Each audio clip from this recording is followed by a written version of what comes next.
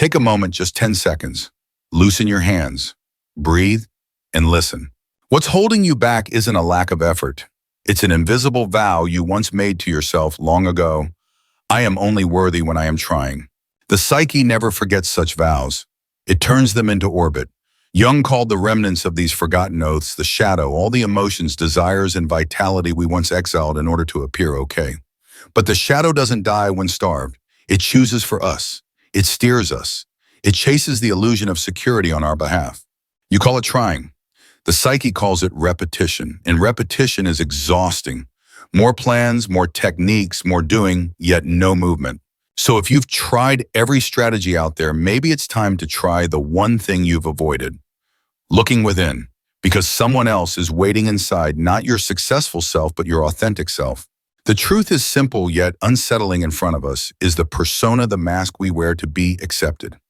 Behind us lie complexes, emotional knots triggered by familiar signals.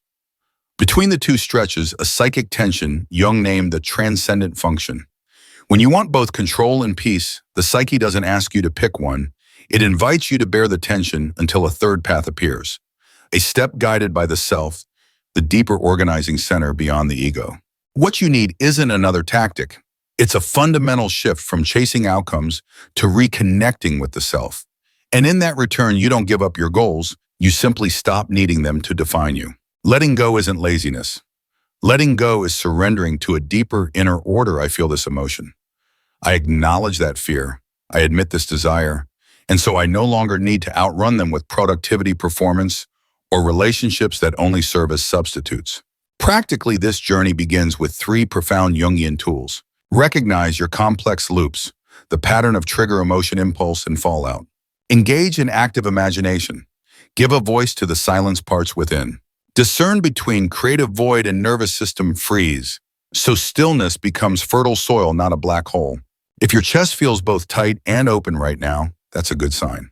Let's begin with the smallest motion, a subtle urge to chase, then a moment of stillness where you watch that urge rise like a wave breaking onto shore. Why am I chasing? This simple question is the doorway into part 1. In Jung's language, every time we rush to prove, to control, to cling, it's often not because of what's right in front of us, but because an old knot has been activated, a complex fused with emotion, memory, and unconscious meaning. Complexes aren't bad, they are data. But when left unexamined, they take the wheel.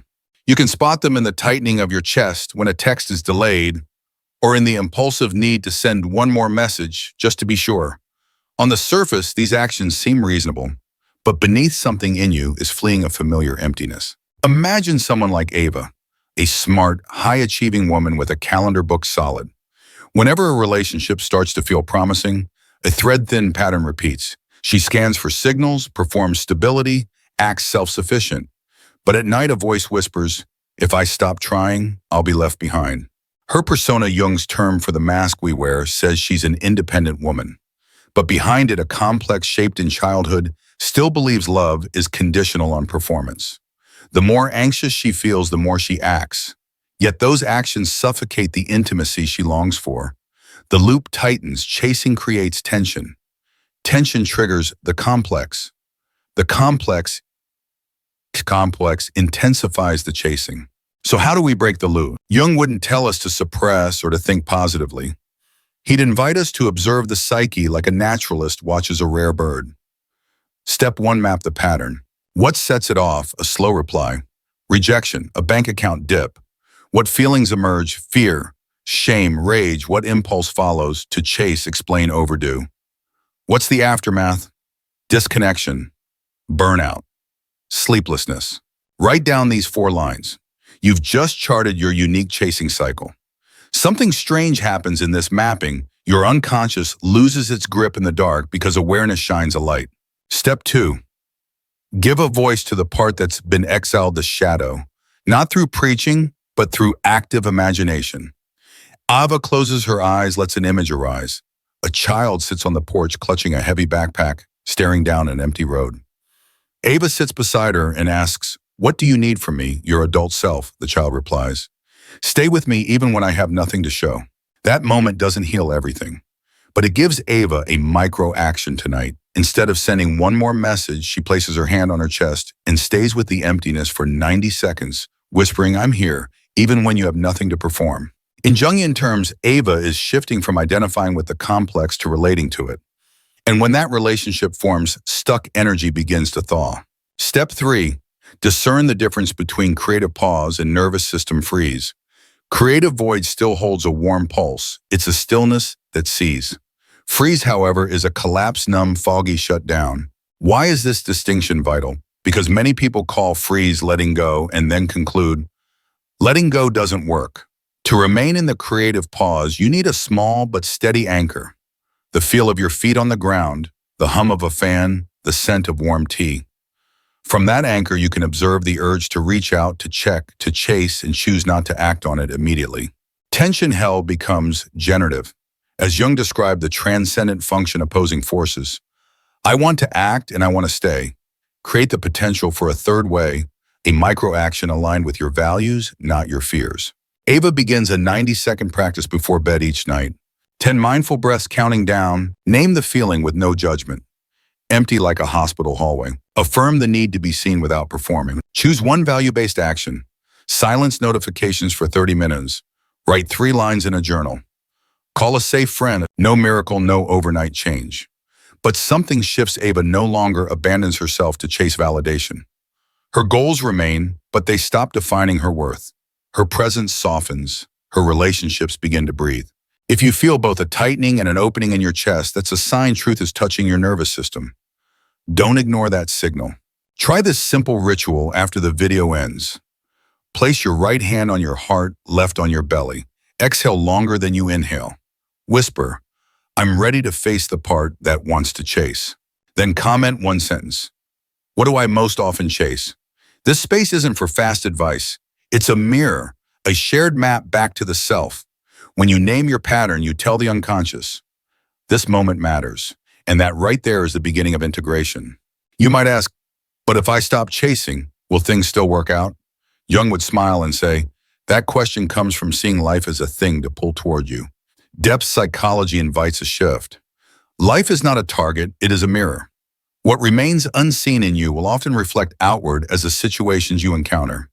When you see the mirror shifts not by magic, but by the secret order of the psyche.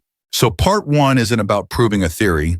It's about an experience. The moment you stop, the shadow reaches out. And for the first time in a long time, you reach back. Before we move on, I invite you to be part of this quiet circle. Leave a sincere note, just a few words about a time you realized you were chasing. When one of us speaks truth, others recognize themselves and remove the armor of "I'm fine." If you'd like to go deeper each week, subscribe. We'll keep practicing slowly without rush, so change lives in your body, not just your mind. Next, we'll explore what seems like a paradox, but is actually the companion of integration. How to let go without withdrawing. How to detach without becoming cold. How to hold the tension between want and don't want until the third form appears. When you learn this art, you don't have to shout at life anymore. You become someone who listens, and in that listening, life begins to shift. Think of letting go without abandoning. Like holding a bowstring, you don't fire the arrow too soon, and you don't slack so much that the string goes limp. You stand between two opposites, wanting and detaching, and your conscious willingness to bear that tension is what opens what Jung called the transcendent function.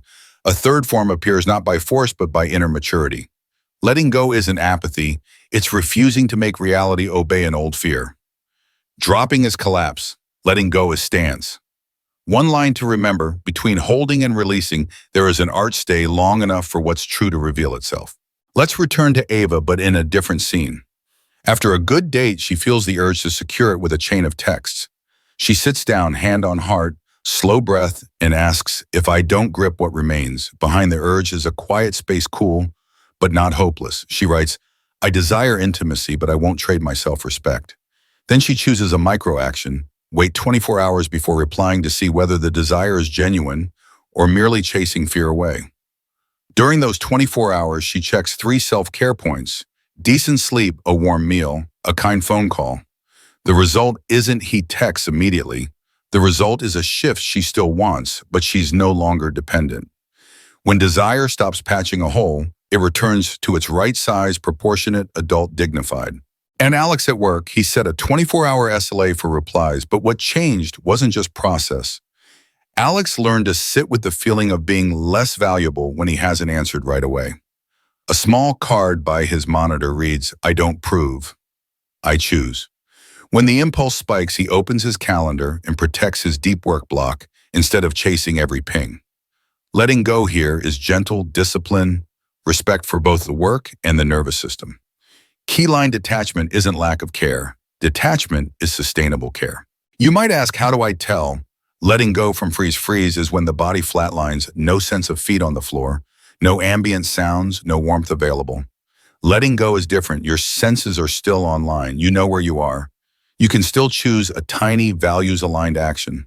Quick self-check. Can I feel my breath? Can I name my feeling without judging it? Can I choose one micro-action that makes me 1% safer? If all three are yes, you're letting go. If not, you're likely frozen. Naming where you are is half the journey. Now for the core practice of part 2, holding the tension. Picture 2 chairs. Want I long, I invite and let go. I'm enough. I won't cling. Give each chair a full voice out loud. Don't reconcile yet. Sit 2 quiet minutes between them so the poles don't cancel each other, but tune you like a string brought to pitch. Then ask, what is the third form? Often it's small, slow, the pace, hold a boundary act tomorrow, not now. Jung didn't offer hacks. He gave us inner musculature so reflexes don't run the show. To keep your own rhythm steady, seed, a few tiny beat breakers, anchors you can whisper. Don't rush. 2 minutes. Sit between 2 chairs. The third form will appear. These keep you inside the process, not demanding an instant result. Results belong to the future. The process belongs to you. A subtle point many miss about Jung's tone synchronicity.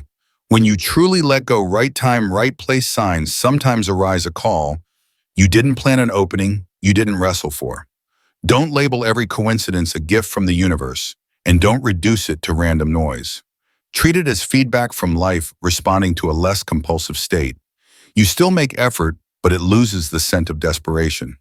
You still plan, but plans stop being a fortress against fear.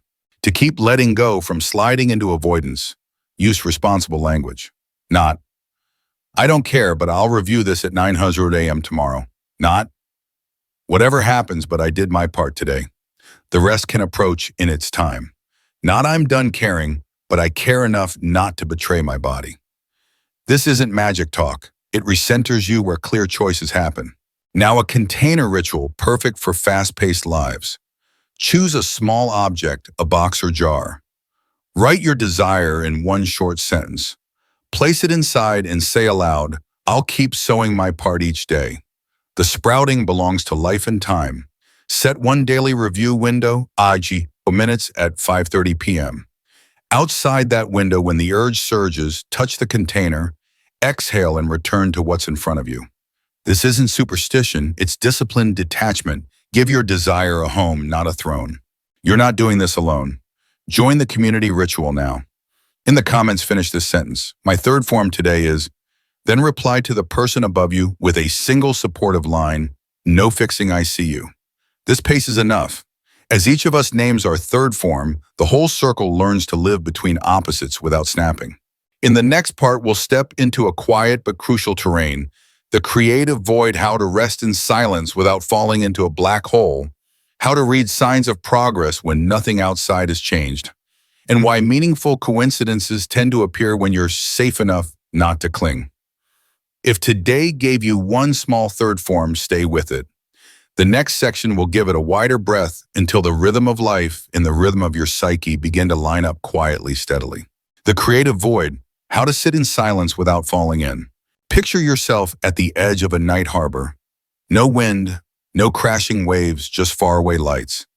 This is the creative void, the winter of the psyche, where everything seems still, so the inside can quietly rearrange itself. Most people turn back here because there's no quick reward. But in Jung's view, this is the tunnel that connects the ego to the self. The outside is quiet because the inside is working. The secret isn't to do more, it's to stay long enough consciously for a new inner order to crystallize. Letting go. Part 2 helped you release the grip.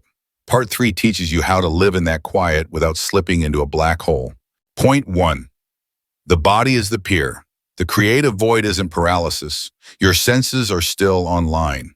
Use 333 notice, 3 things you can see, 3 sounds you can hear and touch, 3 textures. This isn't distraction, it's how you bring the mind back into the body so emptiness becomes space, a container, not a vacuum. As panic frequency drops, images and meanings begin to surface. Jung trusted symbols because they're ladders between two shores where linear thinking fails as symbol bridges. Don't force symbols. Watch which ones find you a key, a bridge, a river, a lamp, and ask softly, what do you have for me today? Point 2. Set office hours with the unconscious. Busy lives need structure. The unconscious responds to it too. 15 minutes a day, at a fixed time, no fixing life, just listening and noting. Plant a seed question before sleep. Show me one image for my next small step. In the morning, skip the phone. Write what's still, warm colors. Sense a line of dialogue. Don't grade the quality, honor the consistency. The unconscious respects those who show up on time. With regularity, your inner clock shifts into cooperation. Ava's nightly lighthouse. 3 nights, no texts. Hovering near sleep, she sees a lighthouse, turning its beam, rotating inward back across the tower itself. She wakes, sketches a few rough lines, then asks, if my light turns inside first? What one action fits? The answer is simple. Switch her phone's lock screen to a plain clock. Silence notifications after 9 p.m. and draft an unsent letter. I desire intimacy, but not at the cost of self-respect. No miracle. But for the first time in years, she sleeps deeper and doesn't reach for her phone upon waking. When he does reach out again, that she has shifted, she still wants, but she's no longer dependent. That odd new energy, open yet steady, warms the conversation without anyone performing. Alex and the stalled project. Before this, void was his cue to sprint 12 hours, burnout, and self-blame. This time he schedules unconscious office hours after lunch. Eyes closed, he sees a taut rope between 2 posts, one labeled "Done," speed, the other quality. He used to yank towards speed. Now he sits between them for 2 minutes. A third way rises, lock scope, protect 90 minutes of deep work and communicate clearly about what's not done yet. In the afternoon meeting, he says, we'll hit the deadline without lowering the bar. Here's the piece I'm locking. No applause, just lighter air. When tension is held, a third form, scope, cadence, transparency tends to appear. How to measure progress when nothing outside has changed. Learn to read silent signs. The delay between trigger and response stretches from 0 to 30 seconds. The urge's intensity drops 1 notch. Dreams shift from chase to conversation. Shoulders unclench, your stomach eases. You repair after conflict half a day sooner instead of 3 days later. No one throws confetti for these, but they're the fibers of inner muscle. Jung called this individuation a slow return, millimeter by millimeter, to the axis of the self. Don't dismiss micro-adjustments. They're what bend the orbit. Synchronicity versus seeing only what you want. Confirmation bias. Synchronicity carries a quiet, luminous feel and usually arrives with an invitation to responsibility. Make an apology, set a boundary, submit the application you've delayed. Confirmation bias flatters the ego. See, I'm right. Test it. Does this event make you more generous and clear? Does it open a value-aligned action? If yes, follow it. If it just inflates pride, smile at it and return to your rhythm. If I don't do more, won't I lose everything? Try a better question. If I chase the impulse, what part of myself will I lose? The creative void doesn't demand immobility. It asks for foundational acts, a warm meal, a 20-minute nap, one essential email, a slow walk through the park. These won't sparkle on your highlight reel, but they build nervous system safety so big choices aren't driven by fear. A day of small right moves compounds into a different life. Community ritual so the void isn't cold. Comment 1 line, a silent sign that I'm progressing. Then scroll up and reply to the person above you with a single supportive sentence. No fixing, I see you. This pace is enough. When each of us names 1 quiet sign, others recognize themselves, and we all stop needing fireworks to trust our path. Carry 3 anchors into your day. I'm here in this body. I'll let the third form arrive. I measure progress by the freedom between stimulus and response. If these 3 lines live in your day, the void stops being scary. It becomes a quiet workshop where a new life is being assembled. Next up, integration. How to stamp what you've discovered into habits, boundaries, and choices. So your axis shifts in daily life, not just in theory. That's when reality stops needing to be forced. It begins to rearrange itself around your steadiness as quietly as a river changing course. Integration, stamping insight into daily life. Think of integration as pressing a seal into warm wax. You imprint what you discovered in silence onto the way you actually live. Insight is the seed. Integration is the harvest. This is where individuation climbs out of the book and onto your kitchen tiles, your calendar, your bank account, your bed at night. No more performing. I've had an awakening. Just small, steady rhythms, keeping promises to yourself when no one's watching. What promise wants to be sealed today? Ritual of rechoosing. Write a short, body-wise vow. I won't abandon myself to be loved. I reply from peace, not panic. Place a hand on your chest. Speak it slowly 3 times, then lock in one micro-action within 24 hours. Turn notifications off after 9 p.m. Eat a warm meal before answering a hard text. Protect a 90-minute deep work block. Repetition teaches the unconscious the orbit has changed. You're driving now, not the complex. What's the smallest action that proves your vow by tonight? The keystone boundary. You don't need 10 rules, just one boundary that protects the rest.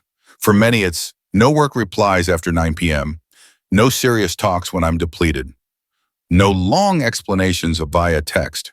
Put the sentence on your mirror. When the complex rattles the gate, repeat the boundary, no arguing, no justifying. A keystone boundary is a door latch. Once it clicks, the house can rest.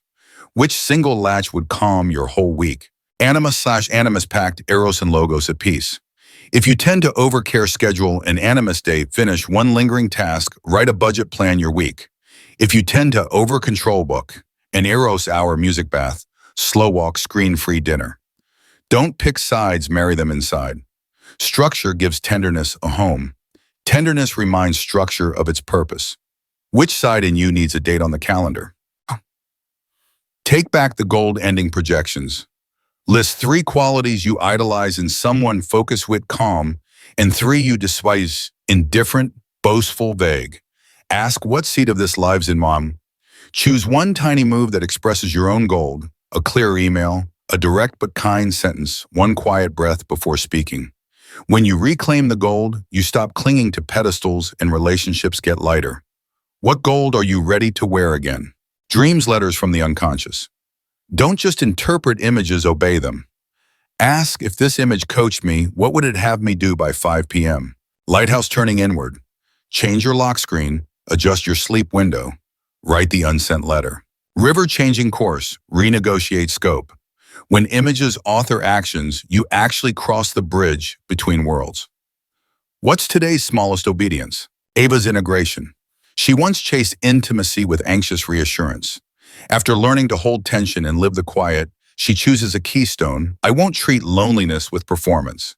She drafts a sovereignty budget for time and attention, 8 hours sleep, 90 minutes reading, 30 minutes to call a close friend each week. She sets a 24-hour reply window, enough time for her heart to leave the emergency room. Next silence arrives. She palms her chest, exhales, repeats her vow, and cooks a warm meal. When the text lands the next day, she answers from peace, not hunger. No fireworks, just a new continuity. Alex in Austin, he integrates at work with 3 anchors: a clear definition of done for the team, a decision journal, why A over B, and Slack curfew after 9 p.m.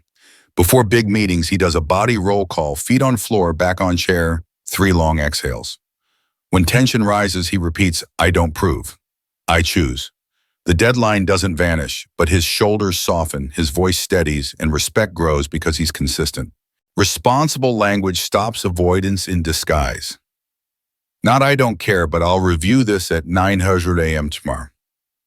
tomorrow. Not whatever happens, but I did my part today. The rest can approach in its time. Not I'm done caring, but I care enough not to betray my body. Words pull intention out of impulse and into embodiment. Which sentence do you need on a sticky note? Measuring integration. Boringly real, beautifully true. More nights at 7-8 hours of sleep. Must prove episodes drop from 7 to 3 a week. One earlier no, instead of a late resentful yes. Conflict. Repair shrinks from 72 hours to 24. No medals for these, but they show your axis aligning with the self. 3. Pocket anchor. 1 action, not 10 promises. Slow down to stay myself. If I stay long enough, the right thing appears. When your mind demands instant results, touch an anchor like a trail cairn and keep walking. Community ritual. In the comments, finish this. My keystone boundary this week is, then reply to the person above you with one supportive line. No fixing, I see you. This pace is enough. Each boundary place strengthens the circle. The collective unconscious learns to settle too. 3 keys to carry today. Re-choosing ritual vow plus 24-hour micro-action. Keystone boundary, 1 line, 1 latch, 1 come home. Take back the gold, wear your strengths, stop chasing them. Hold these and you'll notice a quiet shift. Reality stops needing persuasion. It rearranges around your steadiness. Next, we'll craft the final imprint. A living story, how to weave insights, boundaries, symbols, and dreams into a fresh narrative so you don't slip back into old orbit, and how to leave the door ajar for meaningful coincidences to step in. Are you ready to give your journey its new name? A living story giving your journey a name. Imagine your life as a film in the edit bay, and you've just taken back the writer's chair. Part 5 is where everything you've seen in the shadow, everything you've held between opposites, everything you've learned in the quiet and stamped into boundaries, Ning En says, into a living story you can walk day after day. In Jung's language, this is the ego-self axis coming into truer alignment. The ego isn't dethroned, it simply stops ruling. The self becomes the steady, quiet center. 1 line to anchor it, insight gives you light, story gives you a road. Your core story, 4 lines, plain and true. Write your story in 4 everyday sentences. I used to live by your old role, your old vow. It protected me from the original hurt, but now I choose your new vow. Today's microstep is 1 concrete act. Example, I used to live by performance. It protected me from being left behind, but now I choose presence first. Today's microstep, turn off notifications after 9 p.m. When your words hold the story, the unconscious finally has a new rail to run on instead of the same old groove. Name the archetypal arc so you know which chapter you're in. Keep it simple, just a label that tells you where you are. Maiden, queen from pleasing to sovereignty. Warrior, steward from fighting to tending. Seeker, builder from searching to shaping. Put the label on your mirror or lock screen. When a complex pulls you back into the old scene, say the chapter name out loud like a director calling, Scene 12, take 2 to remember we're telling a different story now. Choose an axis symbol, something you can touch. Pick 1 image for the steadiness you want to live. Ava's lighthouse shining back over its own tower. Alex's rope tuned to the sweet spot between speed and quality. Bring it into the world as a thing, a photo, a pendant, a sketch on a sticky note. Each morning, touch it for 30 seconds and ask, what do you want me to do before 5 p.m.? No grand answers needed, just 1 action in the right key. From elevator pitch to soul pitch, speak the new story out loud. When someone or your own mind asks, how are you? These days, try 3 clean line. I'm practicing the art of living between 2 poles. I'm choosing 1 keystone boundary over 10 clever tricks. I do less from a place that doesn't need to prove. When you voice the story, your nervous system learns to trust it. On synchronicity and how to answer it, meaningful coincidences tend to appear once your story has a backbone, an unexpected email, a call from someone you haven't heard from, an opportunity that fits like a glove. Don't mystify it. Don't dismiss it. Use the ethic of signs. Feel, does it carry quiet brightness or just inflate your pride? Responsibility. What small value-aligned step does this invite? If there's a clear step, take one. If not, smile and return to your rhythm. Your story matures through choices, not cosmic favoritism. Ava's living story, I won't buy intimacy with performance. I'll bring presence. She sets a no-screens intimacy windows, a 30-minute call with a safe friend each week. In dating, she keeps a 4-hour response window as a ritual of self-respect. When a coincidence pops, a rain check for the very evening she'd planned to read, Ava asks, what protects my maiden? Queen chapter. She moves the date to tomorrow without long excuses. Result, she arrives whole, not hollowed out by her old impulse. Alex's living story, I don't prove, I choose. He builds a project narrative board, 3 columns, goals, scope, cadence, updated weekly. Before meetings, he does a 60-second body roll call. When a partner suggests extending the timeline to preserve quality, he recognizes this not as magic, but as feedback for his consistency. He agrees with locked scope and transparent checkpoints. His story isn't everything is easy. It's I keep the rope at right tension. Repair rhythm. So one slip doesn't rewrite the script. You'll backslide, send one too many texts, work too late. Don't resurrect the old narrative over one stumble. Repair quickly and kindly. Name it silently, I just chased because I was scared. Do one foundational act, drink water. 5-minute walk, 20-minute nap. Then revise your core story with one learning line. This time I learned my heartbeat is a signal, not a command. In Jung's world, reconsolidation after a wobble is where the brain learns for keeps. Give your story. Witnesses small, safe, no sermons. Persona once kept you palatable to a crowd. Your new story wants a circle, small, steady, non-preachy. Each person shares one bare line. Today, what am I tempted to chase? What's my third form right now? And the others witness without fixing.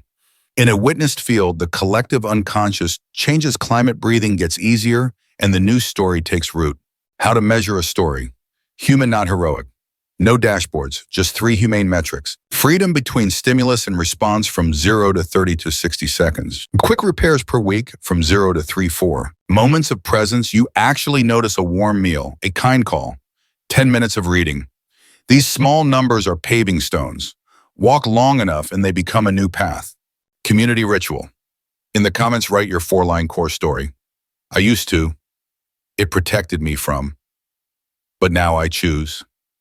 Today's micro step is, then reply to the person above you with one witnessing line, no fixing, I see you.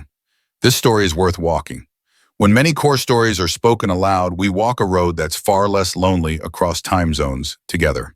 Next, the final seal. We'll cast everything into a short vow and a lean 7-day schedule so you carry this story into next week quietly, steadily, like breathing. If part 5 helped you write those first 4 lines, stay close. The last segment hands you a folding map. You can slip in your pocket and open whenever the old impulse tugs. And if this spoke to you, don't go it alone. Subscribe, tap the bell, and leave your core story below. We'll read it, witness it, and keep telling the rest together.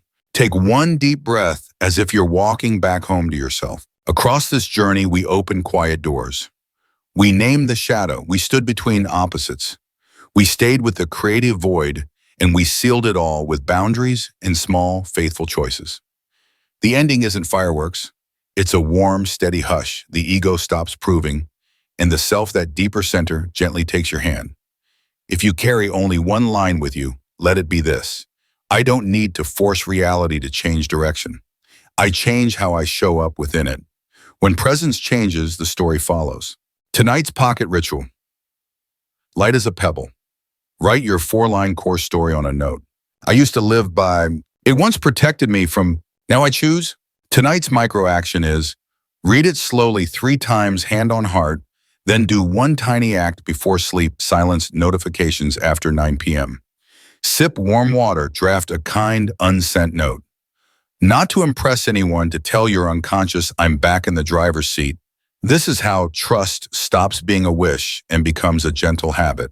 If quiet still wobbles, you remember stillness isn't a black hole when your body's online. Try 3-3-3 right now. See 3 things. Hear 3 sounds. Touch 3 textures. That's enough to turn emptiness into soil. From this soil, meaningful coincidences, if they come, arrive like courteous guests, not to take over your life, but to invite one small value-aligned step. You still plan work and love, only from less fear and more presence. Circle practice, so the road isn't lonely.